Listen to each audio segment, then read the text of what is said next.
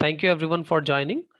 My name is Mukesh Kala, UiPath MVP for 2021. Today we will be discussing something about selectors.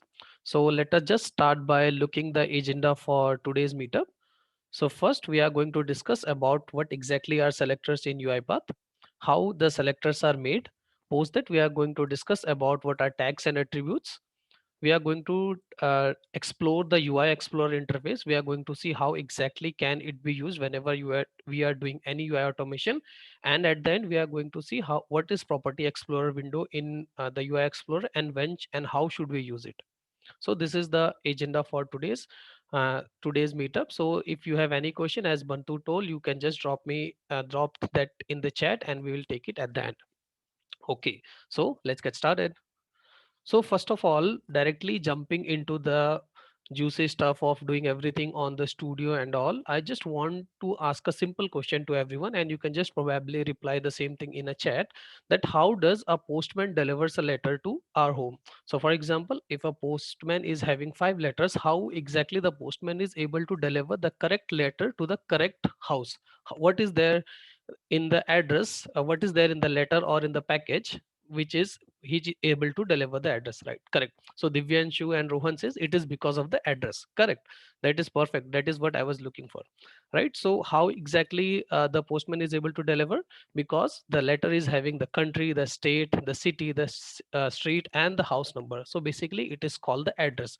Now similarly, so this is what a postman is able to deliver the packet with the help of the address. Now similarly, assuming that if I am writing an automation, now let me just go back to my UiPath Studio. Okay, so now assuming that I am writing any automation, and we tell UiPath that okay, UiPath robot, you have to go and you have to click on this notepad file icon, right? So what activity we take? We will just open, let me just open a sequence here. So how exactly UiPath Studio will be knowing that which activity or what should I do, right? So to click on any UI element, the first activity we take is called the click activity. Okay, so I simply drag and drop a click activity here. Now I will tell indicate on screen and I will point it to this button, right? So now how UiPath Studio will ask me where exactly should I click. I should tell the UiPath Studio, right? So this is the address where you have to click. So what is this address? So if we'll go to the properties for every UI element, when I say UI element, wherever we are dealing user interaction. So when I say user interaction, such as clicking on the screen, typing into something, selecting a value from the drop down, all these come under the UI user interface, where I just do some of the manipulation with the screen, right? So if you'll just notice, whenever you drag and drop a click activity for the first time, if you go to the properties, you will see this property of selector is blank. We don't have anything here, right? But when I click on indicate on screen, let me do it now. When I click on indicate on screen, and if I tell UiPath that now you have to go and click on this file button, so what happens? UiPath automatically generates something for me, which is called the selector, right? So UiPath has generated a selector for me. This selector, you can just compare this thing to an address of the postman. So if you will see, this UiPath has generated that, okay, I have to click on a Windows application. The Windows application would be notepad.exe. The title would be untitled notepad, and I have to simply click on the file button. So now UiPath Studio or the UiPath robot understand that okay, this is the address and I have to click on this address. So if I just talk simple selector, you can just compare it to the address. Now if we'll just go to my PPT, I will just demonstrate the definition of the selector, what exactly it is.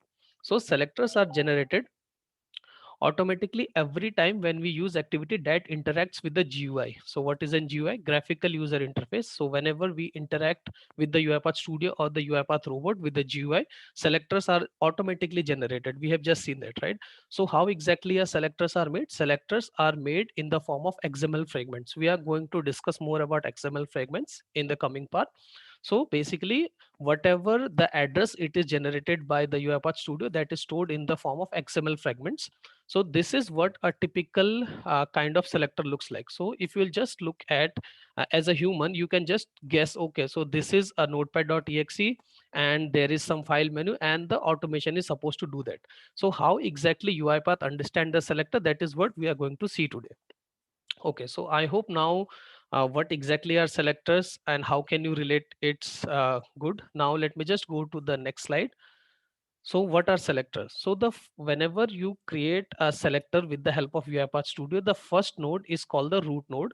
The root node is the topmost level, that is the parent. So whenever we create a selector, the first line of the selector is called the root node, and the last line is called the actual identifier. When I say actual identifier, this means that this is the actual action which the robot is going to perform. So if I just come back to my selector, which we have created for the file icon, if you simply go here and click on the edit selector, you will notice that, okay, this is the root node. That means here the operation is going to perform. And what is the operation? The last line. That means we have to click, because I am using a click activity, and where it is going to click on the file menu. So this is what this slide depicts. The first one is called the root node and the last one is called the actual identifier. Okay, now we have understand that this is the root node and this is the actual identifier. How exactly are the selector made? Now let us see that. So selectors are made up of nodes. So each and every line is called a node, which is, so how exactly any user interface is built. So every user interface is built with the help of container, one big container, then small container inside it. For example, a bigger div and then smaller div inside it. So UI interface are built on a series of containers, and selectors are made up of nodes. So as we have just told, the last line is called the actual identifier and the upper line are called the successive parents. I am going to demonstrate this one. Just be with me that in the UI Explorer, we are going to see what exactly the successive parent means. So as of now, just understand the first line is called the parent and the last one is called the actual identifier. And each of these lines, so as of now, if I ask you how many nodes are there on the screen, there are 3 nodes. Okay, so now selectors made up of nodes, and node is now again made up of tags and attributes. So each of the node is having a structure of tags and attributes. So the first element is called the tag, and the, for example, this is the property which defines that which kind of application you are interacting with. So by looking at the selector also, you can see, okay, which is the type of application the bot is supposed to interact. For example, if this tag is WND, that means this is a window. If it is an HTML, that means it's a web page. If it is a control, then CTRL. And for a Java based application, you will see something called Java here. Now this is what a tag is about. Now all the other things are called the attributes. These attributes uniquely define the tag. So for example, you can have multiple Windows application like a notepad, like paint, like any other application. So these attributes actually help UiPath to uniquely identify the element. So selectors made up of node and node made up of tags and attributes. Okay, now let me just show it to you how exactly this thing works. I will just come back to the PPT later on. So now we have seen that this is the selector which UiPath has made, right? So now if I simply go here and if I click on run the file, what will happen? UiPath will come here and click on the file button, because we have told UiPath to do that, right? So UiPath was successfully able to click on the file button. Now this, as we have told, it's nothing but an address, right? So what happen if a postman is delivering an address and the address is wrong? Will the letter be delivered? Yes or no? The letter will not be delivered, because the postman will say, I am not able to find. So let me just do some changes here. So I will go here and I will just simply save as to let's say in my, I will just save as to ABCD. So I have just changed the name of the file to ABCD. Right now, if I go to the UiPath Studio, you will notice that this selector, right, this selector was expecting notepad.exe. Okay, we have notepad.exe, correct.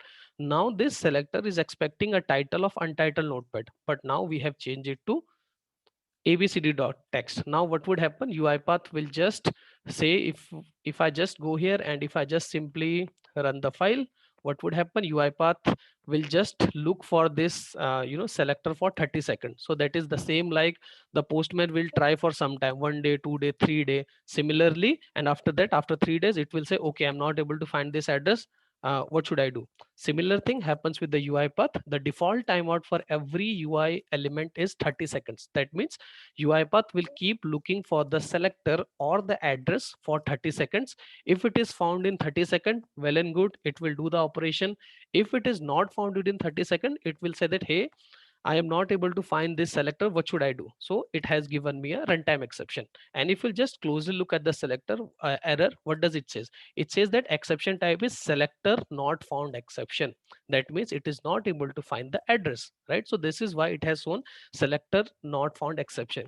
Now, if you simply go to the properties, and if you notice, this can happen in a real-time scenario also. So you automated something for untitled notepad, or the browser title was amazon.com, then you opened a new item and the title changes. So how exactly can we handle these scenarios?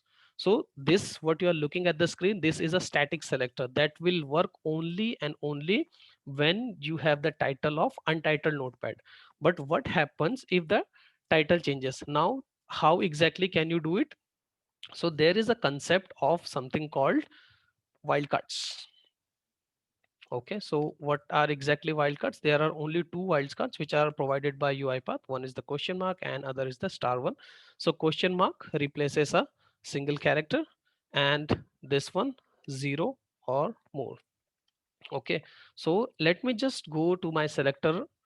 Okay, I will just go to my selector and I will say that why you are looking. So if we'll just notice, it says notepad hyphen notepad.txt is available. Only the starting part has changed, right? So let me just quickly save it. Now, if I just make this thing up to here, whatever the dynamic part was there, let me just go ahead and make it to star.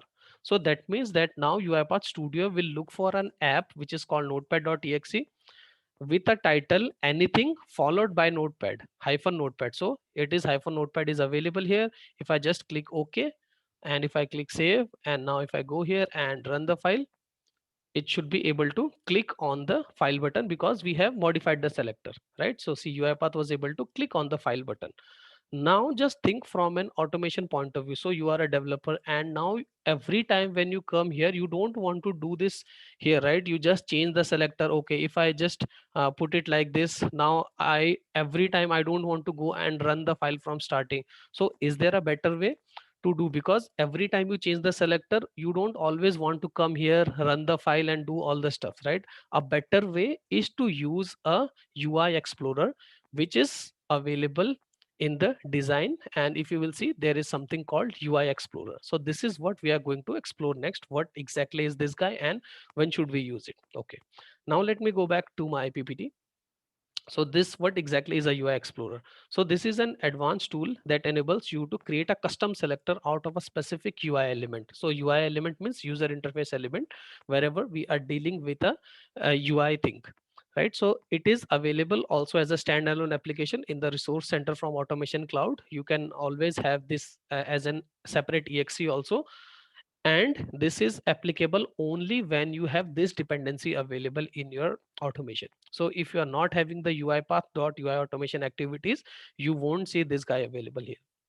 So if you are having some automation where this guy is not coming, make sure that you have added this dependency, because this is the thing which causes this, and this will give you all the UI automation package related activities. So if I just go back to my studio now, if I go to my project, so if you'll see under the project, I have the dependency added. That is why I'm able to see this UI Explorer.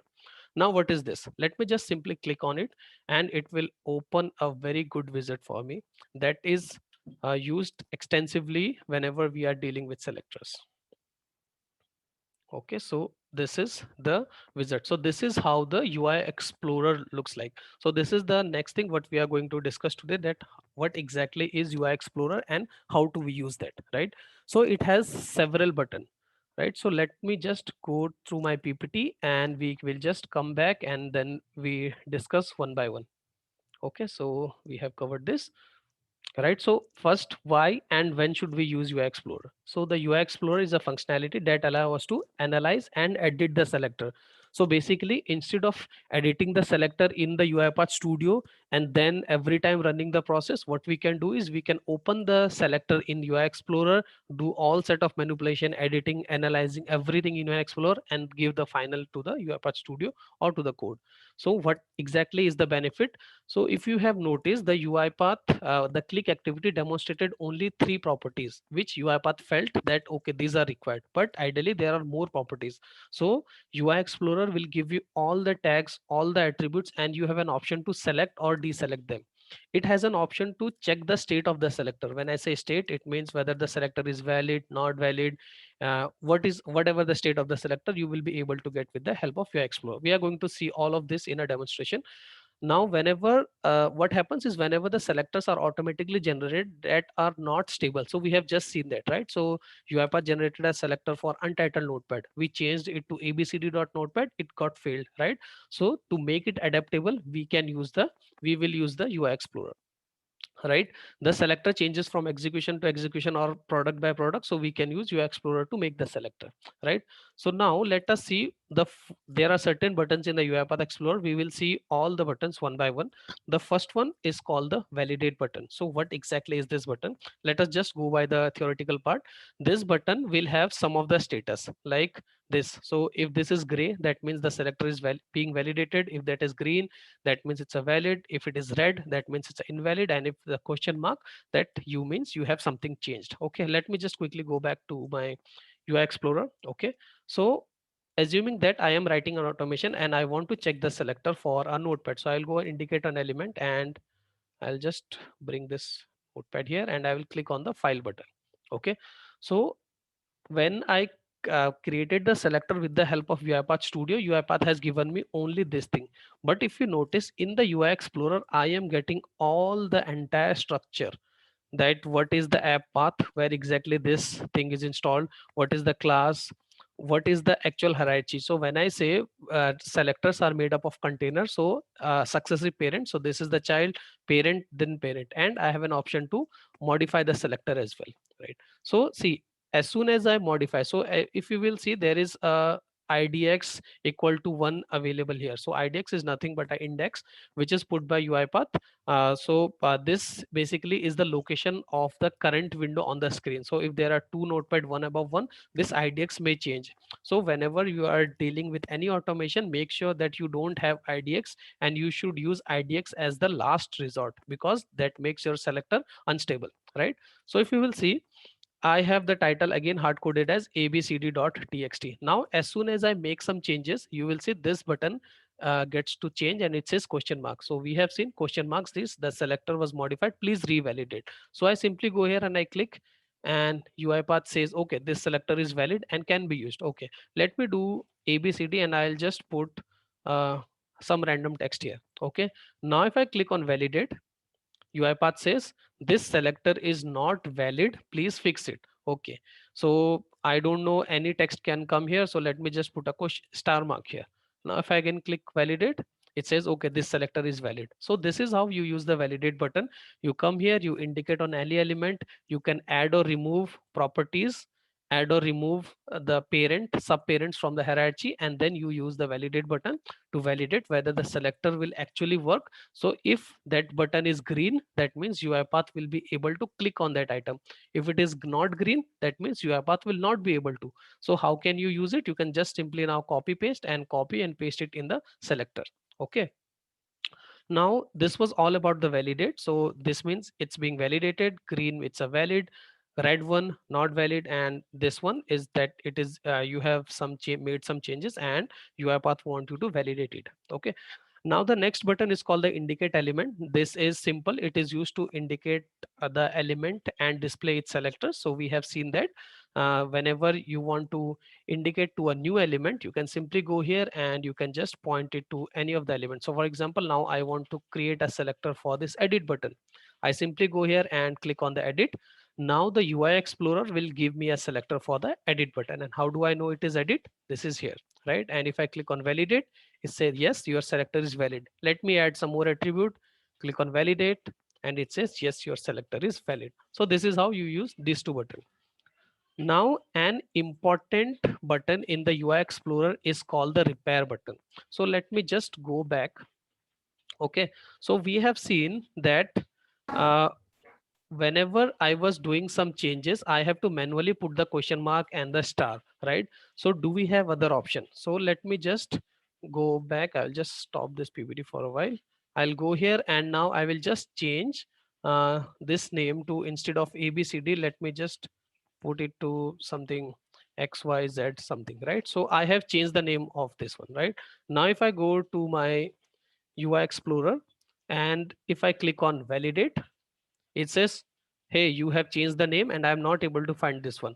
Now as a developer you have an option to put the wildcard here, but a better option is you simply go and click on the repair button. So this selector is for the edit button. That means when you click on the repair, you would have to point it to the same element.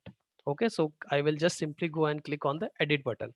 Now if you'll just notice, UiPath has did the job for me and it put a star mark for me here, right? So I don't have to worry about the question mark star. UiPath will do the job for me, right? So this repair comes in handy whenever your selector is breaking and you want UiPath to Can fix it. you please do it this step again? Yeah, I can do that. Yeah. Okay, so let me just, so my previous selector was abcd.txt. If I click on validate, the UI Explorer says that, hey, your selector is not valid. Why my selector is not valid? Because if you will see the window, this is XY something and this is looking for abcd.txt, right? So what option do I have? One option was to fix this. Other option that UI Explorer gives me is to repair. Okay, so what is this selector for? This was for the edit button. So I simply go and click on the repair button and I will indicate it to again to this button. So if you'll notice, UiPath will automatically put a star mark for me. So this is applicable to any and every selector. Okay, let me just do it once again. I will just simply go and change the name to something else. Okay, I will just point it to one to something. Okay, now if we'll come here and if I again validate, it will say that you are, this selector is not valid. So I will again click on repair, click on the edit, and UiPath will do the job for me for editing the selector. So now you will see it has replaced the D also. And if I click on validate, the selector is valid. So this is how the repair works. Okay, so now let me just go and show it to you on my presentation. So the repair, it enables you to re-indicate the same target element, not the other. So it should be not your selector is failing for button 1 and you are repairing it with the button 2. That won't work, right? Because you have to re-indicate the same target element, and this operation is visible only when the selector is invalid. That makes sense, right? If the selector is valid, why would you repair it? So when the selector is not valid, then only you will get that button enabled. So see, if the selector is valid, this button is not available, right? So once, let me just go ahead and do something. If I click on validate, the selector is not valid and this button is enabled. So that is how this button works. Okay, now, one good feature of this UI Explorer is called the highlight button. So this is the one which I personally use most of the times whenever I use the UI Explorer. Okay, so I have made some changes to the selector. Okay, I have made this change to the selector. I click on validate and UiPath says that, okay, your selector is perfect.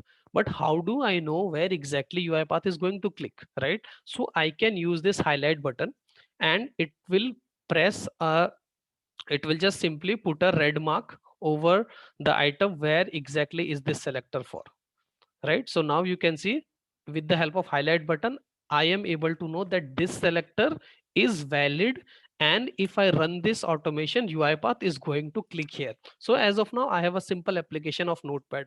If you have a big application having multiple pages, so you can use this highlight and you can see where exactly UiPath is pointing.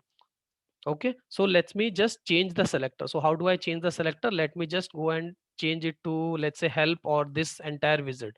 Okay, now I don't know what is this selector for. So what I can do is I will just click on the highlight button and UiPath will say, hey, the selector which you have made is for this guy which I have highlighted, this one. So that is how you use the highlight button. So highlight will simply highlight the selector which is available here. So once you add or remove something, you just get this validate button. If it is valid, it will highlight. So highlight of the highlight, right? So let me just go back to my slide. So what exactly is highlight? Now, if I just simply go by the definition, brings the target element in the foreground. The highlight stay until it is switched off. So you have to come here and click on this button. So if once you click on the highlight, the red mark will be there to go back for you to validate. If you want to switch off, come here and click on this violet, and this will be enabled only if the selector is valid, right? If the selector is not valid, what will UiPath highlight? So similar concept, if the selector is invalid, then the repair will be enabled. If the selector is valid, then the highlight will be enabled. Now there is one last option which is called the UI frameworks, this guy. So what is this UI framework? So UI framework, as of now, if you will see, UiPath has provided us with three UI frameworks. So what exactly is UI framework? Let me just go back to my PPT. So this, in order to return the best selector from the element, we can switch between the different UI Explorer. So sometime what happens that you create a selector with the UiPath UI Explorer or the UiPath Studio, and the selector is not good enough to uniquely identify the element. So what is your alternative in that way? So what you can do is you can come and try switching the UI framework. So how do we do that? I will show it to you now. So the first one, we have three options, but how as a developer will you decide that which one to use? So the first one is called the default. This is the proprietary method and usually works with all type of user interface, right? Now, if you have something which is built on a very old solution, earlier solution of Microsoft, then it is recommended to use the active accessibility, and UiPath says that you should use it only when the default one is not working. You should not do like that, okay, I am having an old Microsoft application, let me go and change the UI framework. That is a no. When your default one is not working and your selector are not working, then go and try to use the accessibility. The same option is for the UI automation. This is the improved one, which is recommended for the newer application. In case, if you will just read the last line, this is from the UiPath forum I have taken. This is from the UiPath docs. It says that if the default one does not work as expected, then only you go and you change the UI automation. Otherwise, there is no need to change, because 99.9% of the things and the selectors will be handled by the default one. Now, how do we change it? So if I come back to UI Explorer, you simply have to click here. So as of now, it is by default in the default one. Assuming that I pointed to the accessibility, so now it is changed. Now just notice the selector. This is the selector with the default one. You simply have to go, and so the selector will not automatically change if you change the UI framework. You have to again re-indicate the element. So I will go ahead and indicate the element. So this now selector will be now created as per the UI framework which you have selected. So this is the option which you have three options: the default one, the accessibility, and the UI automation. So more of these details is always available on the docs.uipath.com. You can go there and read about all the details. So that is what it is about the UI Explorer. Okay. So in the UI Explorer, you would have seen there is one interesting window which is called the Property Explorer. This guy. So we spoke about this one, all of this button. So there is one which is called the anchor. So anchor is just same like the relative selector. So that is some different concept. So that is not part of this video. So basically this thing comes in picture whenever your selector is not valid and UiPath is not able to identify the element. You create a anchor to some of the element which is stable. So that is how anchor based activity works, and you can always indicate an anchor from here. So if you'll notice, we have spoken about this guy. We have seen the selected item. So this is just the UI hierarchy which says that which how exactly the notepad is located. So this you can use. How can you use it? For example, if I want to just simply know how exactly this menu is created, okay, so you can simply click on this button and UiPath will keep highlighting the, see, this is the format, this is the edit, this is the format, this one help. So based on using this, you can see that which item is currently being indexed. So whenever you say index, so how exactly the structure of the element, structure of the item is available on the screen, and you can always use this as the target element. So UiPath will change the selector directly from here. So now if you'll go notice, I have just selected the help one, right click, select as target element. Let me just toggle this off, click on highlight, and you will see now the selector is for the help one. So this is nothing but the entire DOM structure for the notepad. Now if you will see, there is one interesting window which is called the property explorer, which is available here. So we have seen that this is not editable. Why UiPath has given this when this is not required, right? These all make sense, but why this is? So if you are not using property explorer, start using it, because this is very interesting and important when you do a real-time automation. So that is what we are going to see next, that how exactly when to use the property explorer. Okay, so basically property explorer, let me just toggle this off.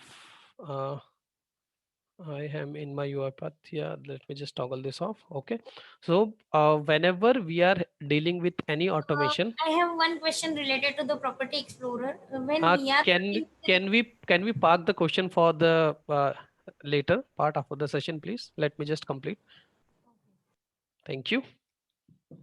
So when exactly we should use the property explorer? So when you want to start an application on the basis of certain web attributes which are getting changed, I will demonstrate all of this by a step by step demo.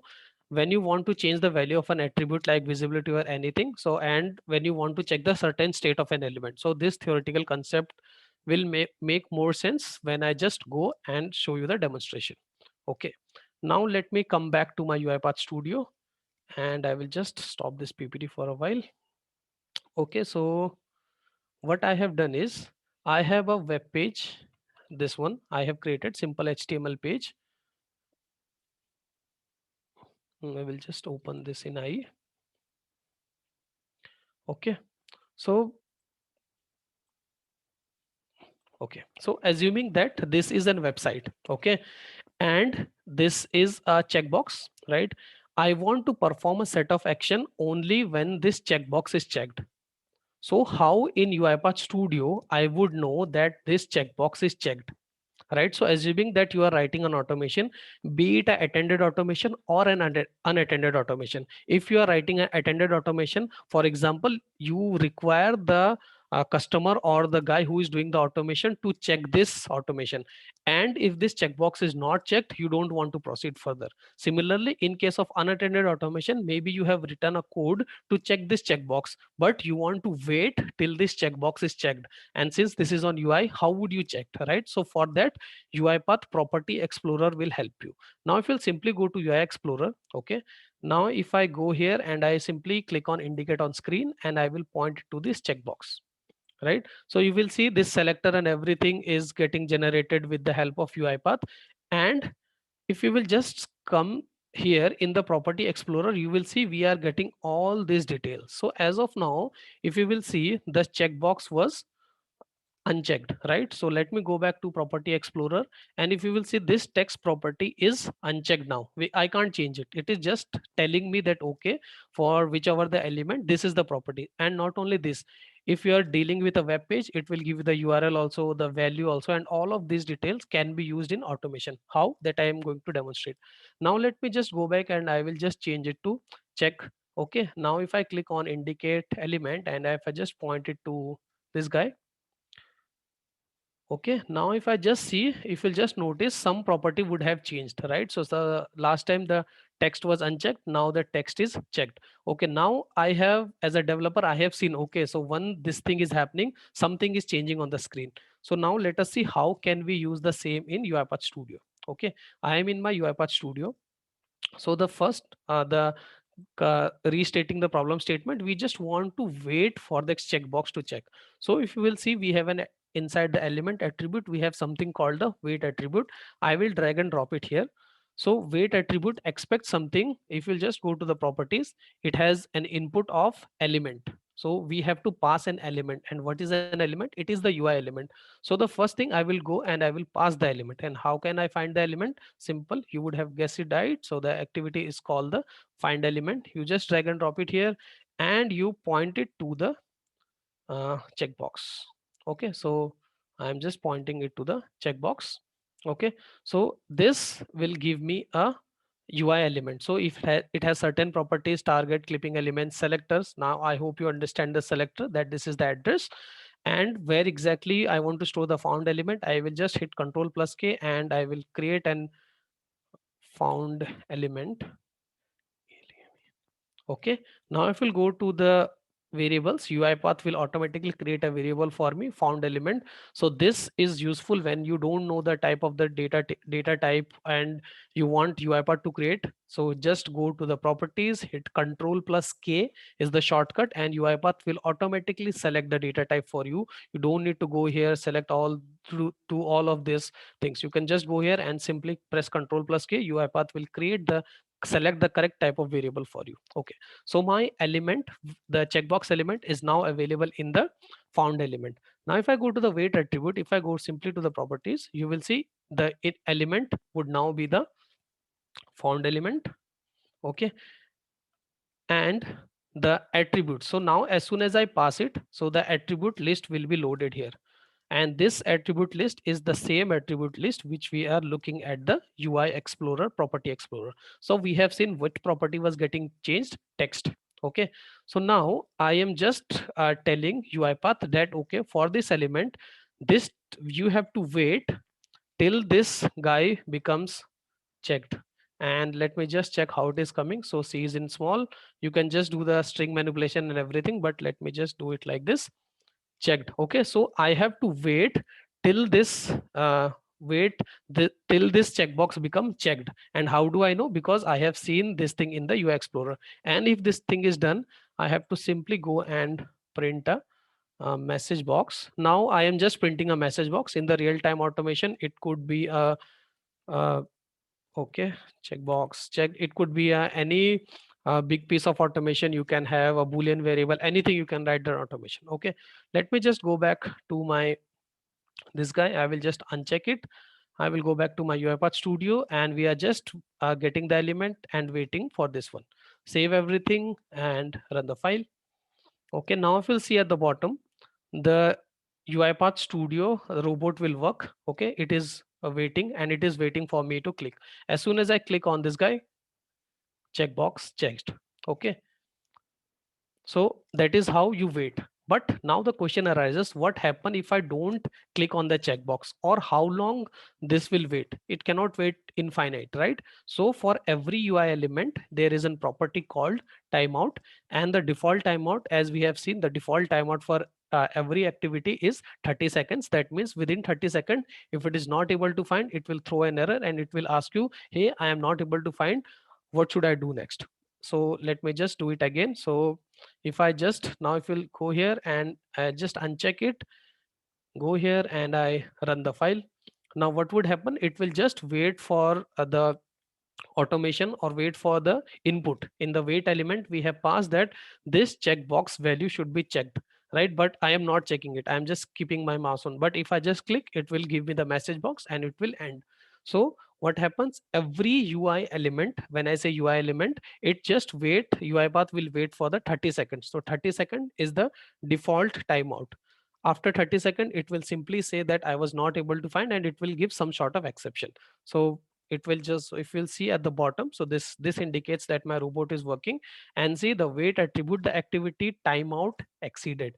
That means the default timeout was given to 30 seconds, it has exceeded, I am not able to find, I'm not able to proceed. So you can put this thing in a try catch block, write your own logic on top of it, and do any of this thing. So this is how you just use the property explorer in the wait attribute. And when should you use wait attribute? When you are having something. Now let me just go back to my slide. Now if you'll just read it, when you want to start an activity after a certain attribute value change its value. Now this attribute can be name, the property, the hidden property, anything which is available for that element. So sometime what happens, some item is already hidden on the screen, it becomes available after a certain amount of time. So you can this activity wait for that attribute to become visible and then do the next set of operation. So this is how the wait attribute activity works, right? Now there is one more activity, same like this, which is called the set attribute activity. Okay, now what is this set web attribute? Okay, so let me just collapse everything. I will go here and now I will take an activity called set web attribute. Okay, so set web attribute is having something called indicate on screen. I will indicate it to let me just stop my PPT first. I'll bring my page here and indicate on screen. Let me just point it to this guy. Okay, so this is, I want to, let's say you are writing an attended automation. So when we write attended automation, we have to guide the user that okay, now you click on the next, now you click and you go here and close this try editor, right? So how do I tell when it is an unattended robot? We can tell the robot, but how do I guide attended automation, right? So for this thing is becoming useful. So I want to tell the user that now you have to go and close this window and the user it on this screen. So assuming that this level UiPath selector demo is a thing that is telling the user to do the next set of steps. So how do I use the set web attribute?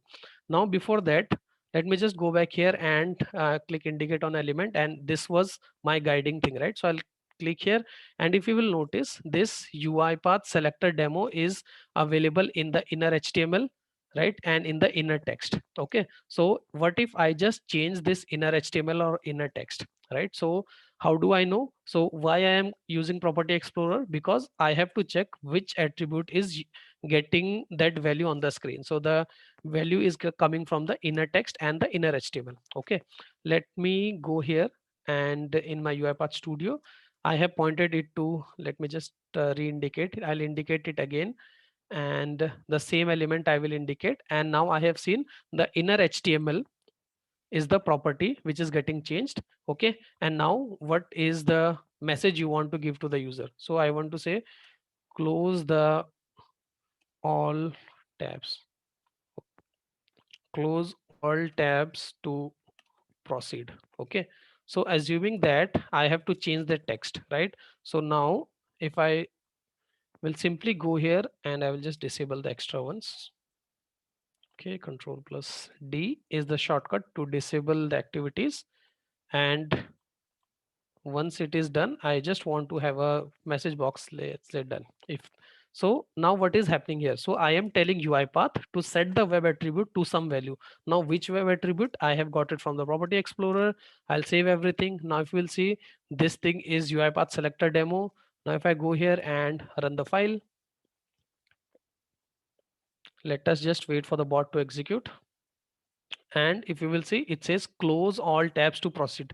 That means if I am a user of attended automation, I'll simply go here.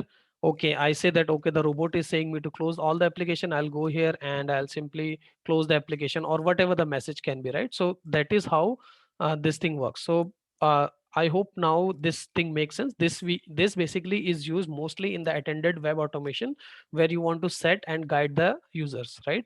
So now if we'll just come back to my PPT and you just read this, when you want to change the value of an attribute on a web page, like its visibility or anything, you just use the set web attribute, wait and set. Now the next one is called the get attribute activity. This is a pretty interesting one. So similar to this, we have one more activity. I'll just disable this one, and the activity was get attribute activity. Let me go here and get attribute. Okay, so this activity will give me all the attributes property, right? So if I in my automation, during my automation, if I want to use any of this value, how will I use? So I have this activity called the get attribute. Let me give you a business scenario. Assuming that I am writing an automation for this one, and I want to get this URL, the URL or anything, or I can just show you one more example. Let us just first go by the URL. Okay, so again, same concept. I come here, I click on indicate element, I click on this guy, and if I just scroll down, you say that app path is available here. And if you'll just go to the URL, so this is the URL. Since this is a URL, this is the URL, right? File C colon, because I have made it HTML. Whenever you do this on any of the actual site, you will get the actual URL here. So we can see that. Let me just go in the, let's say, this one, W3 schools, right? So if I just click on indicate element and click on any of the button, let's say this run button. Okay, now we will see UiPath property explorer will load all the details as per the selector, and you will get the URL here, right? So now again going back to my automation, and so assuming that you are writing any automation and you want to get the URL of the website. So URL is just an example. You can use any of these properties. Let's say the class, the content, the CSS selector. So one classic example I will show you. Let me just show you how exactly this thing works. So we have seen that the URL is getting in a property which is called the URL. Let me go back to my UiPath Studio. I will click on indicate on screen and I'll simply point it to that guy, and UiPath Studio will load everything for me in this drop down, right? So here, so we have seen that thing was available in form of URL. Okay. Now if I go to the properties, it has something called result. I will hit Control plus K and create a variable. Let's say I will call it URL underscore variable. URL underscore variable. Okay, it will create a variable for me URL, and assuming that in the message box I will just print the URL variable like this. Okay, so now what should happen is when I run this automation, I should get the URL in the message box. Okay, so I have got the URL. This property is applicable to all these things which you are looking on the screen, be it visibility. So if you want to check whether the element is visible on the screen, or what is the outer HTML, what is the inner text, you can use any of this, right? So now let me show you one example where exactly can you see the actual thing working, right? So let me just go to App Store. uh, okay, App Store. Okay. Mm-mm. App Store for Google. So assuming that I am just writing any automation to get some of the data from the Google Play website. Okay. So now assuming that I have to, so every of the, see, if you will see, every page has something called rating, right? So as a human, you can see that, okay, this rating are 1, 2, 3, 4. And this rating is only 1, 2, 3. This rating is 4. This rating is 5. But how would you teach the robot? Then in those scenario you can use this guy. So how can I use it? So if you just go and indicate on element, and if you point it to the stars, right? So you would see UiPath will give you some details. So but stars are again stored as something else, right? So it will not give you the text. So how can you use it? So if you will see here, something is a property of AIRA label, and it says the 3.7 out of the 5 stars. So now you can use the get web attribute property. You can get this attribute, store it in a variable, do the string manipulation and get this value. Similarly, you, if you want to get the URL, you can use it, right? So if you will see, that is 3.7 out of 5 stars. So let me just click on this guy, Justice League. Okay, so I will just select this guy, and if you will see here, it says 4.6 out of 5 star, right? This selector and all is thing, you can just modify it according to your need, but this is what I wanted to show, that how exactly Property Explorer can be used along with these three activities which we are looking at the screen, right? So now if I just go back to my presentation, it says the last one, that when you want to check the state of the certain UI element by checking on the attribute, we use the get attribute activity. So now three activities which we can use with the help of Property Explorer: wait attribute if you want to wait something on the screen, set attribute if you want to set something, that is basically to guide the user. If you want to get the list of the properties, we use the get attribute properties. Okay, so that completes the agenda for this one. So I just wanted to show something on to the all the members who are attending this webinar, that what next is happening in the UiPath community. So basically, if you want to know all the community, if you want to attend such of the community events, so you can always go to this website, which is called the communityevents.uipath.com.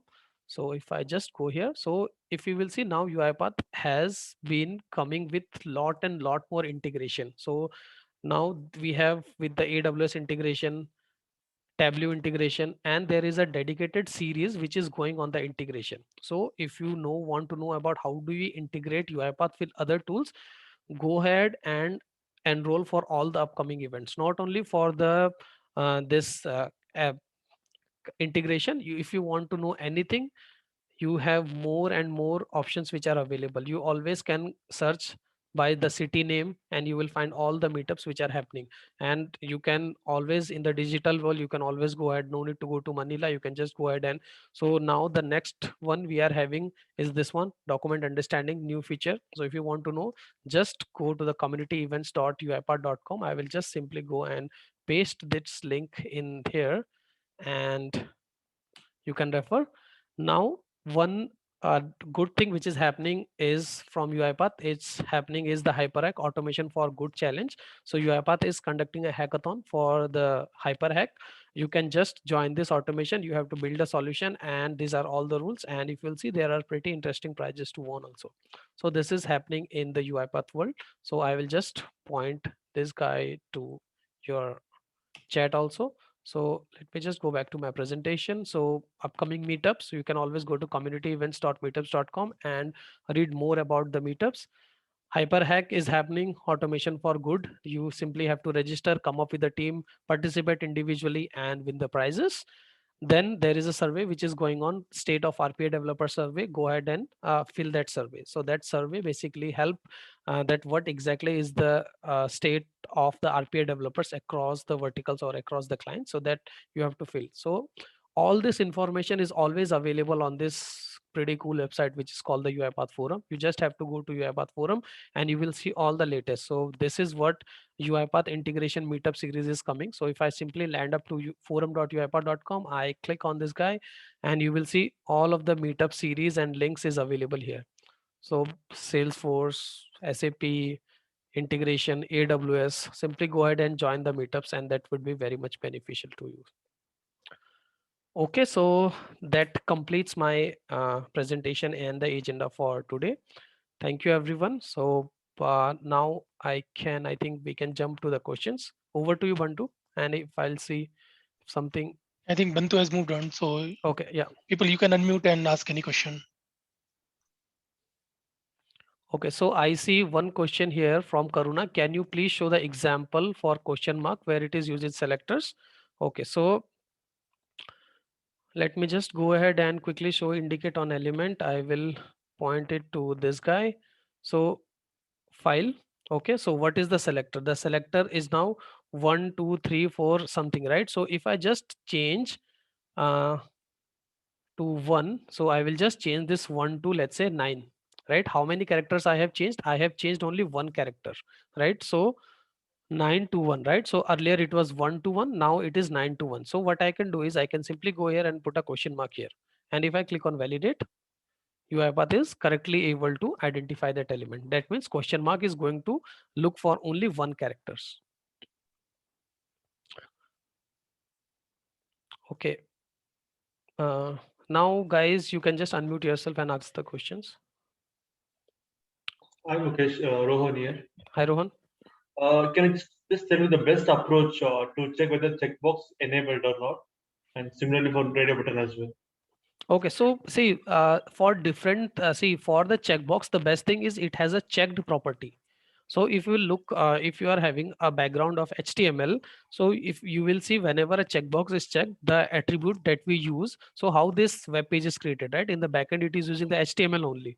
So if the additional, the property is checked, CHEKED, that means it is checked, and if it is unchecked, that means it is unchecked. But for different application and the different thing, sometimes the developer might have used some other attribute. So the best thing to do is you just come here, indicate it the element, make a selector, make a property explorer for the checked, make a property explorer for the unchecked, and see the difference. You will get to know, right? For in our case, we have just made the selector for the checked, then we make it for unchecked, and we were able to clearly differentiate that, okay, this is the thing, right? So if I just show it to you once again, so this is unchecked. So if I go here, indicate an element, I just click here, and if you'll just notice, so UiPath, this property explorer showing me this property as unchecked, right? So if I just go here, so because this I have created in a web page in my local, this might differ when I go and do this automation in application or a different web page. So that entirely depends on the application. But the best thing is go here, make a property explorer window for a checkbox, sorry, checked item, make one for unchecked, compare and you will get your answer. Thank you. Thanks, Mukesh. Okay, so I am seeing some question here. Rohan have answered. So is there any internship right now? So I don't know what this is, but this is out of scope. So, so we are just presenting here. So should we remove IDX? Yes. So IDX is basically the last thing that you should use in an selector. So IDX is basically, for example, if I am using any automation and this window is at the top. Now tomorrow while working, some pop-up or anything come. So how does the actual IDX work? So for example, you are having a menu, let's say file. Inside the file you have menu, and inside the menu you have something XYZ. Tomorrow, if something comes in between, your IDX changes. So you should not rely on the IDX. If you are having IDX, that means your selector is not a reliable selector. So how to make a reliable selector? You can simply go here, select more the attributes which are selector. Basically, if you are having some ID or anything that is not changing, then that means that that selector is IDX. So you should remove IDX, but that is not always the case. You should IDX when your nothing is working, selector is not working, and IDX is the only option. Then in that case, go ahead and make use of IDX, but they are more prone to get, error prone. Now the next question is when we should use UI framework. So that question was answered here. Let me just open the PPT for you once again. So UI interface, this guy. Okay, this one. So when you are having any automation which is built on the legacy software, very old software of Microsoft, and the default one is not able to give you the selector. And how would you know that I'm not able to get the selector? That UiPath is not able to validate. Then you go ahead and change the UI framework. If the default one is working, no need to change. So most of the time the default one is working. So what UiPath says, if the default framework does not work, then only you go and change this. And similarly, if something very new is coming and the default one is not working, then you make the change to UI automation. Otherwise 99.9% of the selectors will be identified the default one. Okay, so what about modern selectors? Harshit has asked a question. So modern selector is something which is an advanced topic and that is not covered. So what exactly happens in the modern selectors? As of now, all of these selectors are tied up to the activities. So if you go in the every activity, the selector are tied up here, right, with the control. In the modern selector, all of these selector will be created as a separate packet and will be sent along with the nugget to the orchestrator. Now in future, any update change, you don't have to come and change anything on your UiPath Studio and redeploy. You can just make the changes in the modern selectors. So that is a whole different topic. Sometime in the future, we might come up with a webinar for the modern selectors. Any questions? Any more questions? Yes. Hi, this is Jagannath Patil here. Hi, Jagannath. So I have doubt about the sometimes drop downs. We want to get the values from drop downs. So that not working. So what do you suggest? Which activity we should take? So you want to select something from the drop down, or you want to get all the values from the drop down? Or yeah, select from the drop down, as well as sometimes I want to extract all values from the drop downs. Okay, so there is one activity which is called the get text. Okay, get text. Then you have something called get visible text. So this get text will get all the list of elements in a array. So it will give you a list of elements and then you can use it, right? One important thing here, right? So guys, whenever you are getting stuck with any of the question, right, this is the best place. So for example, taking Jagannath question, that how do I select the value from the drop down? If I am facing that value, so I will simply go here and I will say select value from drop down, and I will just write UiPath here.